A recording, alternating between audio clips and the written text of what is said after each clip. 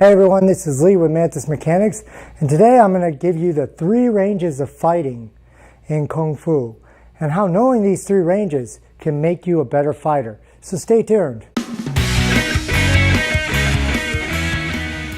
So our first range of combat in Kung Fu is called Da, or hitting. Sometimes Da is combined with Ti meaning kicking. So basically together they mean the striking range. This is going to be the furthest out, okay, where you're going to have room to strike. So common striking arts in Kung Fu would be Baji Chuan and Wing Chun. In other arts, boxing and Muay Thai would be great examples of arts that would be considered striking in nature. Our next range of combat is throwing, or Shuai, commonly called Shuai in Chinese martial arts. Now there are 3 different styles, and actually there might be more than that, of Shuai, but that's for another video. Other throwing arts would include judo and wrestling. Our final range of combat is called Na, commonly called Chinna in Chinese martial arts, which roughly translates to seize and control, although a lot of times it's translated as joint lock. It doesn't exactly mean joint lock, but it's a good enough translation because there are a lot of joint locks in Chinna, but it's not encompassing everything that Chinna is. Common or very popular style that is famous for its Chinna would be Eagle style. Other arts that have Chinna in them would be Brazilian Jiu-Jitsu or Aikido. Okay, so I just put these martial arts into very specific categories. That's not to say that Muay Thai doesn't have throws and joint locks or grappling. And it's not to say that Wing Chun doesn't have throws and joint locks. I'm just putting them into specific categories because when it comes down to it, Wing Chun and Muay Thai are going to be more striking oriented than throwing and joint lock oriented or controlling oriented. And it's not to say that Aikido doesn't have throws and striking, because they have some, but it's going to mostly focus on those joint locks. Now you may say there's a lot of throwing in Aikido, but Aikido does those by using the joints and moving them. So I would consider that more of a Chinna art than a throwing art like wrestling, which is going to pick you up by your legs and scoop you up and throw you on your head. That would be my idea of Shuai. If you disagree with that, let me know in the comments below, but not really important. So how is this going to make you a better fighter? Well, see, these 3 arts are believed in Chinese martial arts theory to counter each other.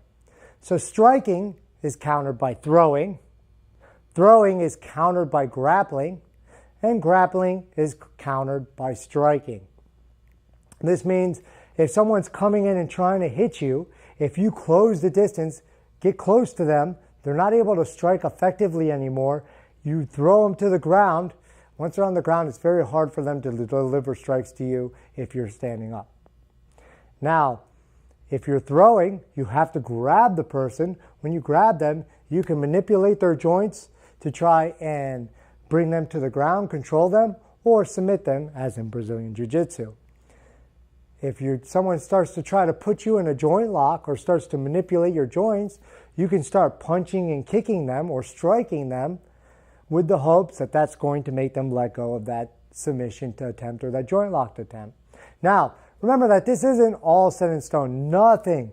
Whenever someone gives you an absolute like this works all the time or this is how it works, there's always an exception to the rule, right? You can go backwards too, and this is part of Chinese martial arts theory too, that everything can be reversed. So if grappling is countered by striking, very good grappling can counter the striking.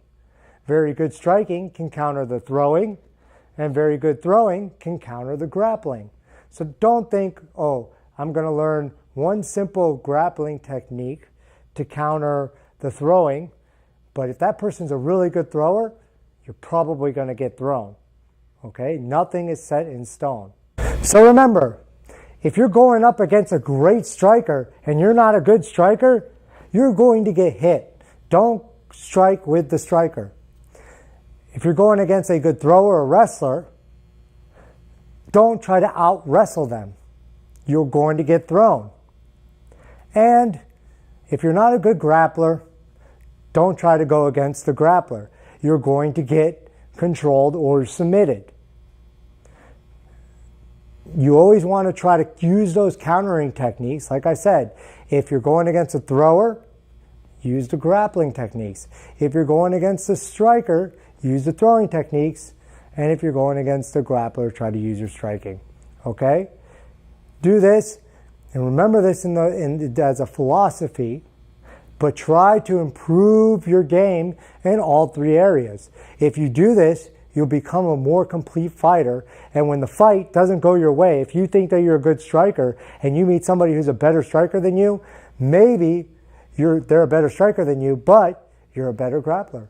Or maybe you're a better wrestler. Maybe you're a better thrower, right?